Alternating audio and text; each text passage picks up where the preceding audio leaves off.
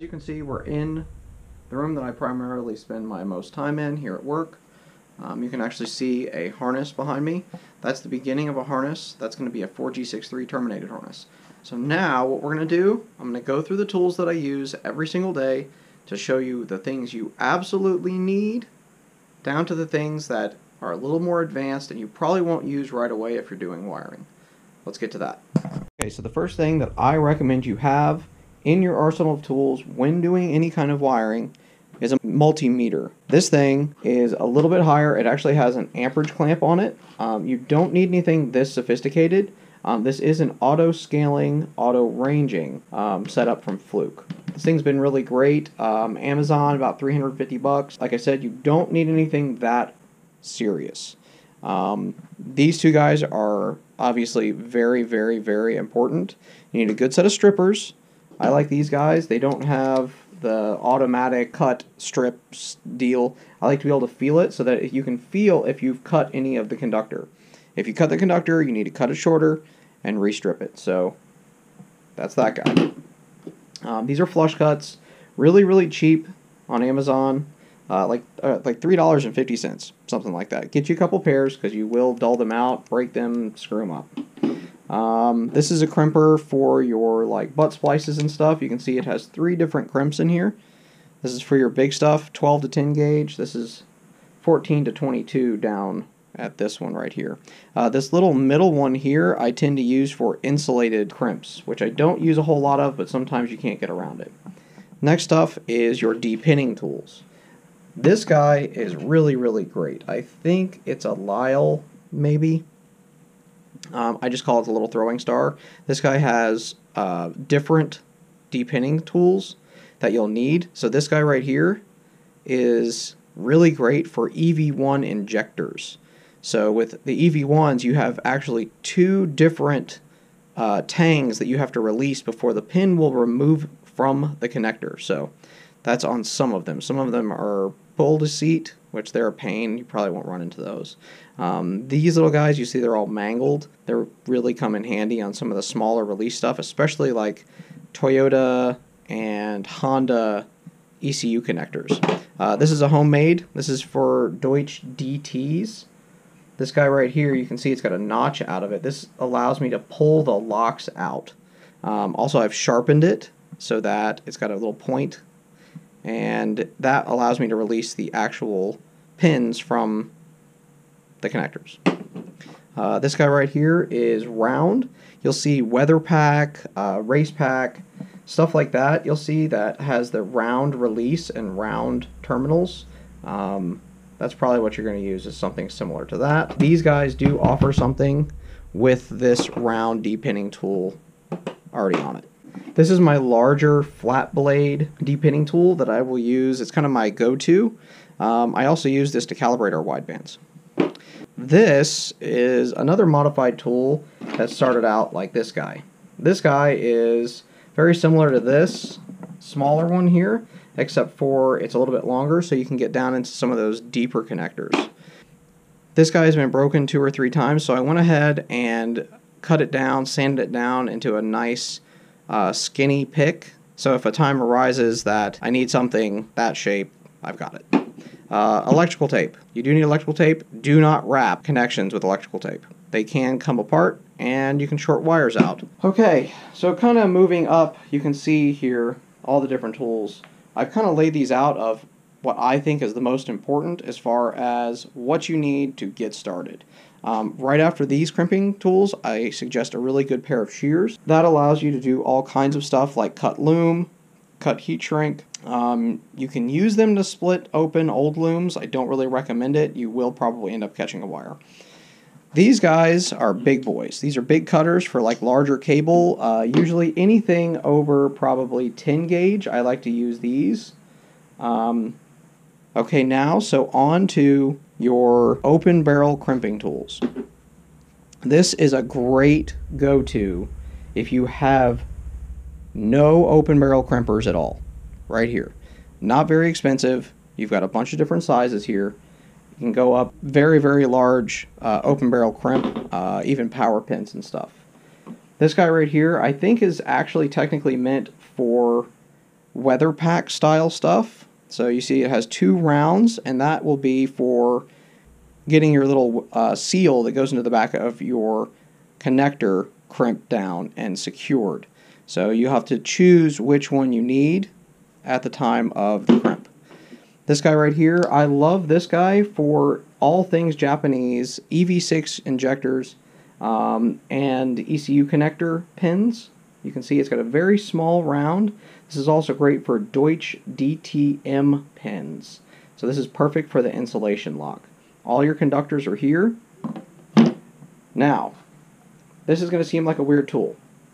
These guys here I use to either pull locks out with this one or install locks, or I will sometimes stretch shrink. So when you sometimes just can't get your piece of shrink over top and the next size up is just going to be huge and thick, you can stretch it a little bit very slowly. I will definitely do a video on that. Okay, so these guys are a little bit more advanced. They're definitely more expensive than these. However, these are like an OEM style tool. You can see a GM part number here. This guy is fantastic for a lot of different applications, right? So you've got a release. You can hear it goes just to where it needs to, and then it releases again. All right, so it also has, see this little guy right here, is for holding your pen and keeping it from deforming. I really like this crimper for Deutsch DTM open barrel crimps. It seems to work perfectly. You can hold your pin with this guy, get your wire strips, and it will actually also stop your wire from going too far. So you can see when it holds, your wire will butt up against that, and you'll know that it's all the way seated. You can crimp it down and release. Alright, next. Another ratcheting style crimper, also a GM part number. This guy is for weather pack, I think, kind of similar to this, except for this is more of a repair style, this is more of a production style. So with this guy, I really like using this on EV1 injector connectors. Again, ratcheting releases after at a full crimp. It will also do the round style seal and crimp the seal lock on. So you can see the part number there. If you want to get some, they're kind of expensive, heads up. Next, now we're getting into a more advanced and usually more preferred in a motorsports application. This is a closed barrel crimper. You can see down in there that it has four little teeth that come in and crimp it in 4 directions. This is also a ratcheting style crimper. You can see and release. Alright, cool thing about this, you can set what gauge wire you're going to be crimping, which sometimes you don't go directly off of this. but it is a good place to start. So you'll probably want to do a couple test crimps when starting with a crimper like this. You can have this guy right here where you just drop the pin down in there. This sets your depth so that you know that it's crimping in the proper place, right? So that's a closed barrel, more advanced style. Probably something you guys won't be messing with right away. Great thing to have. It makes crimping extremely fast because it's not a two action. You literally put the conductor into the back of the pin, crimp it, and you're done. That's it. Alright, so let's go through the difference between open barrel and closed barrel. There is a difference between the two, so let's look at those now. This is a good example of an open barrel pin. So you can see it's open. When it's crimped, these teeth here will get crimped in onto the conductor. This right here is actually a GM style LS pin. You can notice that this is round, so it accepts a round seal for the back. So, good example of an open barrel crimp. Next, we're going to go into a closed barrel. I probably could have gotten a larger pin because this is a Deutsch DTM closed barrel socket. So you can see no teeth, just a round hole. Hopefully this is focusing, but you can also see that there is a very small hole, and that right there is to tell you if you have your wire all the way down in there. It's a kind of a go, no-go hole. If you don't see copper, you probably need to strip your wire a little bit more.